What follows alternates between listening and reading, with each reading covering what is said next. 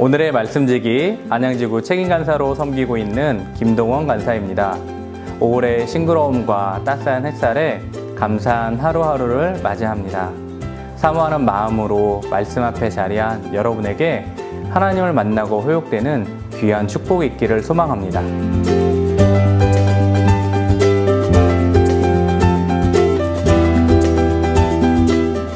초대교회 성도들은 믿음을 지키기 위해 흩어진 나그네로 자신이 살았던 삶의 터전에서 떠나와 살아가고 있었습니다. 베드로는 믿음을 지키며 고난받는 이들에게 편지하고 있습니다. 편지를 통해 베드로는 흩어진 나그네이지만 택함을 입은 자로서 바르게 행동해야 함을 성도들에게 다시금 강조하고 있습니다. 오늘 본문을 보면 당시 성도들이 고난으로 어려운 환경에 처해 있음을 알 수 있습니다.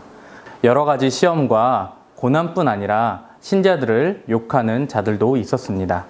실제로 로마 제국 아래서 그리스도인들은 사람들로부터 비난과 조롱과 차별을 받으며 심지어 날조된 제목으로 법정에 서는 상황도 있었다고 전해집니다. 이러한 상황에서 베드로는 서신을 통해 하나님의 택함을 입은 백성들이 박해자들을 두려워하지 말고 선을 행하는 것을 멈추지 말라고 권면합니다. 선한 양심을 가지고 선을 행함으로 받는 비방에 움츠려들지 말고 비방하는 자들이 부끄러움을 당할 것을 상기시키며 격려하고 있는 것입니다. 의를 위해 고난받는 상황이 온다 하여도 그것은 오히려 복이 된다고 베드로 전사는 가르쳐주고 있습니다. 14절에 그들이 두려워하는 것이란 말은 죽음을 말합니다.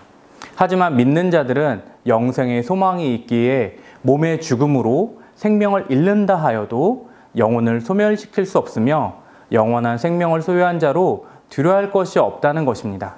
그러므로 성도들은 몸과 영혼을 하나님께 맡긴 자로 당당할 수 있습니다.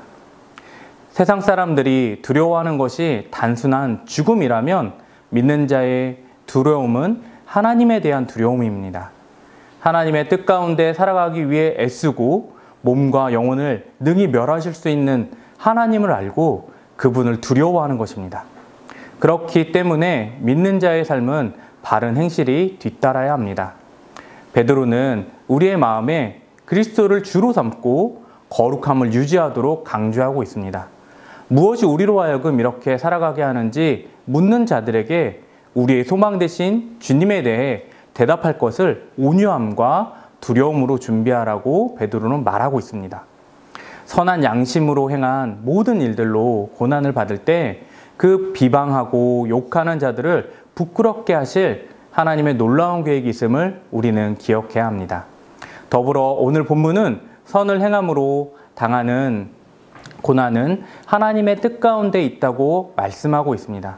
여기서 베드로는 의를 위해 고난당하신 예수 그리스도의 사건을 대표로 언급합니다.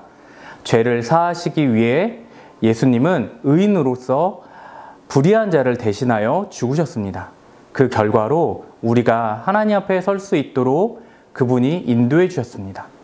육체로 죽임을 당하셨으나 영으로 살리심을 받았고 죽음에서 승리를 선포하신 분이라고 오늘 본문은 가르쳐 줍니다.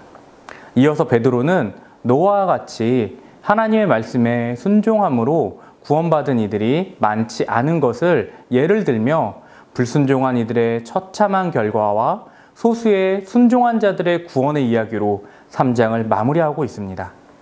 21절 말씀처럼 물은 구원하는 표로 세례의 의미를 담고 있습니다.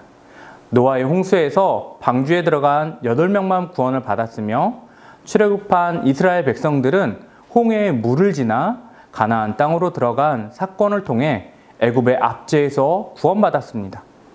초대교회로부터 지금까지 하나님의 백성으로 세례를 받은 것은 예수 그리스도의 부활로 말미암는 구원의 징표라고 본문은 말합니다.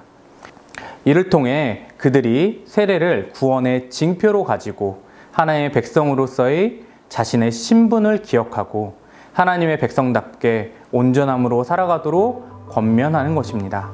오늘 말씀을 통해 베드로는 의를 위하여 당하는 고난에 믿는 자가 어떻게 삶을 살아가야 하는지 잘 가르쳐주고 있습니다. 고난의 어려운 길을 걷고 계신 분들이 오늘의 말씀으로 위로와 평안을 얻기를 소망합니다. 믿는 자의 삶 속에도 고난이 없을 수 없음을 잘 알고 있습니다. 고난이 피해가길 기도하는 것이 아니라 고난 속에서도 믿음을 저버리지 않고 선한 양심을 가지고 하나님의 놀라우신 계획을 기대하며 믿음으로 살아가는 오늘 하루의 삶이 되시길 주님의 이름으로 축복드립니다.